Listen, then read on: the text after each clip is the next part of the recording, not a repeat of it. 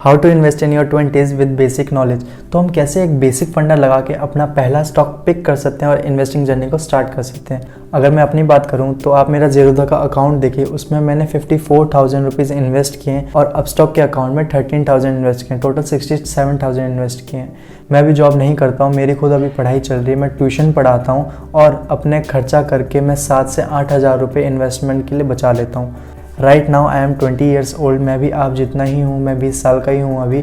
और मैंने पिछले साल से जून में इन्वेस्टमेंट के बारे में सीखना स्टार्ट कर दिया था और अगस्त 2021 में मैंने इन्वेस्टिंग अपनी स्टार्ट कर दी। So the main part of this video is कि मैं अपने पोर्टफोलियो को 3 कैटेगरीज में डिवाइड करके इन्वेस्टमेंट करता हूँ। सो फर्स्ट है इंडेक्स फंड, मैं उसमें 25% अपना इन्वेस्ट करता हूँ। सेकंड है स्मॉल कैप कंपनीज, जिसमें मैं 15% अपना इन्वेस्ट करता हूँ। एंड थर्ड है लार्ज कैप कंपनी, जिसमें मैं अपना 60% इन्वेस्ट करता हूँ। तो मैं इंडेक्स फंड में 25% इसलिए इन्वेस्ट करता हूँ। अगर आप NSE का ये चार्ट देखें जो कि वाइट बोर्ड चार्ट है, सो आपने अगर 10 ईयर तक अपना कंसिस्टेंटली इन्वेस्टमेंट जारी रखा तो आपको 60% का चांसेस है कि 15% से ज़्यादा का इंटरेस्ट रेट ज़रूर मिलेगा और 24% का चांस है कि 10 से 15% तक का आपको रिटर्न मिलेगा और 5% से नीचे का तो इंटरेस्ट रेट आपको मिलेगा ही नहीं, ये गारंटीड है और ना नेगेटिव रिटर्न मिलेंगे आपको। सो इसलिए मैं इंडेक्स फंड में इन्वेस्ट करता हूँ।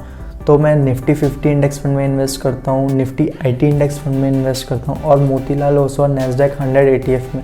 मोतीलाल ओसवाल नैस्डैक 100 ETF में मैं इसलिए इन्वेस्ट करता हूँ क्योंकि ये डायरेक्ट US के जो 100 टॉप कंपनी जो मेगा कैप कंपनीज़ हैं उसमें इन्वेस्ट कर सकते, जैसे कि फेसबुक, गूगल, एप्पल, टेस्ला और भी बड़ी बड़ी जो कंपनीज़ हैं, मेगा कैप कंपनीज़ हैं, हम इस ETF के थ्रू US स्टॉक में इन्वेस्ट कर सकते हैं। और अब मैं लार्ज कैप कंपनीज़ के बारे में बताऊं तो मैं जो भी लीडिंग कंपनीज़ होती हैं ना, जैसे IT सेक्टर की लीडिंग कंपनी TCS हो गई, इन्फोसिस हो गई, विप्रो हो गई, ऐसे ऐसे लीडिंग कंपनीज़ में मैं इन्वेस्ट करता हूँ। मैं IT सेक्टर की लीडिंग कंपनीज़ में इन्वेस्ट करता हूँ, ऑटोमोबाइल, इंफ्रास्ट्रक्चर एंड FMCG।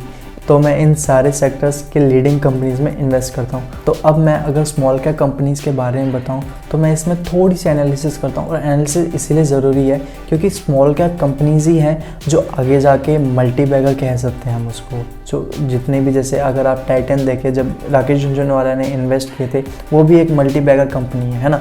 उन्होंने जब इन्वेस्ट किया था आई थिंक वो 3 या 7 रुपीज़ के अराउंड था, आज वो इतना ज़्यादा है, तो आप देख सकते हैं। तो मैं इसलिए स्मॉल कैप कंपनीज़ में थोड़ी सी एनालिसिस करता हूँ। अगर मैं आपको अभी बताऊँगा तो आपको ये बहुत सिंपल लगेगा। मैं सबसे पहले देखता हूँ कि उसका बिज़नेस मॉडल क्या है, कि वो किस सेक्टर का बिज़नेस है, IT सेक्टर का है, FMCG सेक्टर का है, और मैं थोड़ा सा उसके फ्यूचर के बारे में देखता हूँ। तो मैं EV से रिलेटेड जो भी कंपनीज़ है उनमें इन्वेस्ट करता हूँ, जैसे जो भी पावर जनरेट कर रही है, जो भी पावर स्टेशन बना रही है, जो भी बैटरीज बना रही है, जो भी EV व्हीकल बना रही है, इन सब में मैं इन्वेस्ट करता हूँ। तो अगर आपने बजट सुना था तो उसमें काफ़ी ज़्यादा इंफ्रास्ट्रक्चर की बातें हो रही थी, EVs की बातें हो रही थी और इंटरनेट गाँव-गाँव तक पहुँचाने की बात हो रही थी।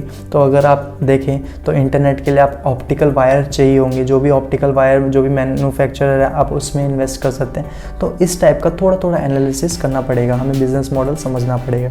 सेकंड, आपको रेवेन्यू ग्रोथ देखना है पिछले 5 से 10 साल का, जो कि होना चाहिए 10% से ज़्यादा, हर साल 10% से ज़्यादा होना चाहिए।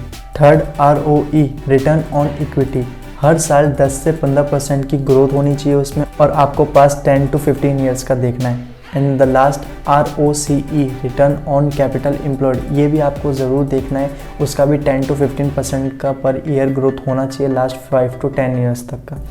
तो इस टाइप से आप एनालिसिस करते हैं अपनी मल्टी बैगर स्टॉक्स को पिक करने के लिए या स्मॉल कैप कंपनीज़ में इन्वेस्ट करने के लिए। और तो मेरी एक रिकमेंडेशन है, चाहे आप 18 ईयर्स के हो, 20 के हो, 25 के हो, 30 के हो, जितने के भी हो, अगर आपने इन्वेस्टिंग अपनी स्टार्ट नहीं करी है तो आप जितना जल्द से जल्द हो सके अपनी इन्वेस्टिंग जर्नी ज़रूर स्टार्ट किए, तभी आपको कंपाउंड इंटरेस्ट का ज़्यादा देखने को मिलेगा। तो कंपाउंड इंटरेस्ट को मैं अगली वीडियो में समझाऊंगा। अगर इस वीडियो में समझाया तो वीडियो कुछ ज़्यादा बड़ी बन जाएगी। और एक बात, जो भी मैंने बताया है, जो एनालिसिस करने स्मॉल कैप कंपनीज़ को ढूंढते हुए, वो आप टिकट टेप के स्कैनर के थ्रू आराम से कर सकते हैं। आप उसमें आप बिजनेस देख सकते हैं, रेवेन्यू देख सकते हैं, ROE देख सकते हैं, ROCE देख सकते हैं। आपको स्टॉक्स में इन्वेस्ट करने के लिए डीमैट अकाउंट की ज़रूरत होती है, तो मैं अपस्टॉक और ज़ीरोधा का दोनों का लिंक डिस्क्रिप्शन में डाल दूंगा, आप वहां से जाके डायरेक्ट डाउनलोड कर सकते हैं प्ले स्टोर से।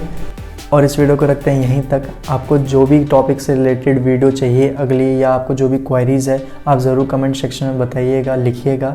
तो मिलते हैं नेक्स्ट वीडियो में। Till then bye bye.